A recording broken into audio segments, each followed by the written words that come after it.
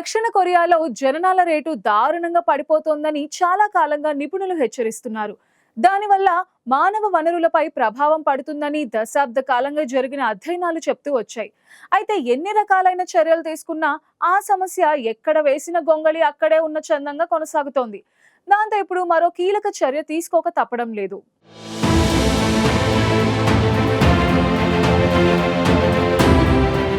ప్రస్తుతం ఏ దేశంలోనైనా మానవ వనరులు తగినంత ఉంటేనే అభివృద్ధి సాధ్యపడుతోంది.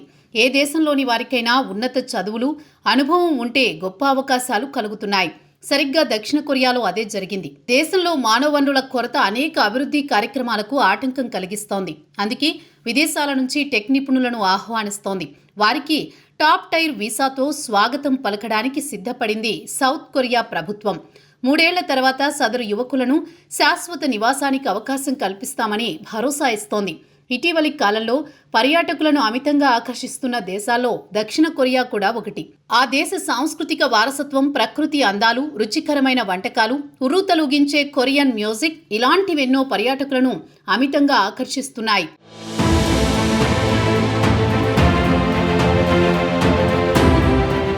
దీంతో చాలా మంది భారతీయులు సెలవుల్లో ఎంజాయ్ చేయడానికి దక్షిణ కొరియాలో వాలిపోతున్నారు. పనిలో పనిగా వారిలో టెక్ నిపుణులను ఎంచుకునే ప్రయత్నం చేస్తోంది. పర్యాటకంగా ప్రపంచ దేశాలను ఆకర్షిస్తోన్న దక్షిణ కొరియా తాజాగా తమ దేశంలో స్థిరపడాలనుకునే వారికి మంచి అవకాశాలను ఆఫర్ చేస్తోంది. మీ వద్ద అద్భుతమైన నైపుణ్యం ఉంటే మా దేశానికి రండి, ఇక్కడే పని చేసుకుంటూ కోట్లు సంపాదించుకోండి, కావాలనుకుంటే ఇక్కడే స్థిరపడండి అంటూ సాదర స్వాగతం పలుకుతోంది.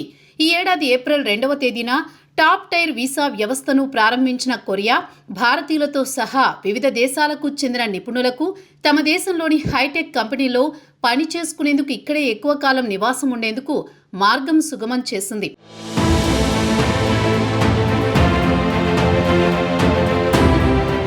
నూతన ఆవిష్కరణలకు తోడ్పడే సీనియర్ ఇంజనీర్లకు, వారి కుటుంబాలకు దీర్ఘకాలిక రెసిడెన్స్ పర్మిట్కు అవకాశం కల్పించే F2 వీసాను అందిస్తోంది. ప్రపంచ టాప్ 100 విశ్వవిద్యాలయాల్లో ఏదో ఒకదానిలో మాస్టర్స్ లేదా PhD చేసిన వారు, టాప్ గ్లోబల్ కంపెనీలో కనీసం 8 ఏళ్లు పనిచేసిన అనుభవం ఉన్నవారు ఈ F2 వీసాలకు అర్హులు. దరఖాస్తుదారులు కనీసం 88.6 లక్షల వార్షిక వేతనాన్ని అందుకుంటూ ఉండాలి. 1.2 కోట్ల వార్షిక వేతనం అందుకునే వారికి విద్య, పని అనుభవం వంటి అర్హతల్లో సడలింపు ఉంటుంది.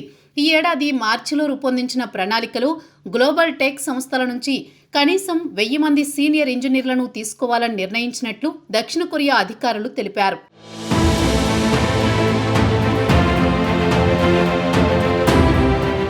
దక్షిణ కొరియాలో చాలా ఉద్యోగ అవకాశాలున్నాయి. ముఖ్యంగా ఐటీ, టెక్నాలజీ మరియు బోధనా రంగాలలో ఇంగ్లీష్ బోధించే ఉద్యోగాలు కూడా పుష్కలంగా ఉన్నాయి. భారతదేశం మరియు దక్షిణ కొరియా మధ్య CEPA ఒప్పందం ఉన్నందున భారతీయులు 163 రకాల వృత్తులలో పనిచేయవచ్చు. ముఖ్యంగా దక్షిణ కొరియా సాంకేతికత మరియు ఐటీ రంగంలో ప్రపంచంలోని అగ్రగామిగా ఉంది. కాబట్టి ఈ రంగాలలో అనేక ఉద్యోగాలు ఉన్నాయి. ఇంగ్లీష్ బోధించే ఉపాధ్యాయులకు కూడా దక్షిణ కొరియాలో చాలా డిమాండ్ ఉంది. దక్షిణ కొరియాలో వస్త్ర, ఉక్కు, కార్ల తయారీ మరియు ఎలక్ట్రానిక్స్ వంటి పరిశ్రమలు బాగా అభివృద్ధి చెందాయి. ఆ రంగాల్లోనూ అవకాశాలు పుష్కలంగా ఉన్నాయి. అలాగే అకౌంటెన్సీ మరియు కన్సల్టింగ్ విషయానికొస్తే ఆర్థిక సేవల రంగంలో అగ్రగామిగా ఉన్న గ్లోబల్ సంస్థలు ఉన్నాయి. వాటిలోనూ వెల్కమ్ అంటున్నారు దక్షిణ కొరియా కంపెనీలు.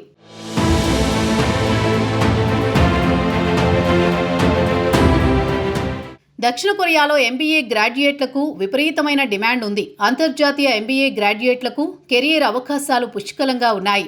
ఆసక్తి కలవారు ఉద్యోగం పొందడానికి ముందుగా వర్క్ వీసా కోసం దరఖాస్తు చేయాలి. అర్హతలను, అనుభవాన్ని వివరిస్తూ నేరుగా అక్కడి కంపెనీలను సంప్రదించి డాక్యుమెంట్లు అందించాలి. దక్షిణ కొరియాలో సగటు జీతం నెలకు దాదాపు $2,900 లభిస్తాయి.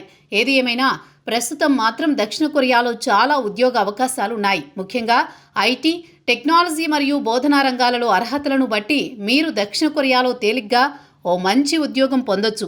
ప్రస్తుతం అమెరికా పొమ్మని అంటుంటే దక్షిణ కొరియా మాత్రం రారమ్మని ఆహ్వానిస్తోంది.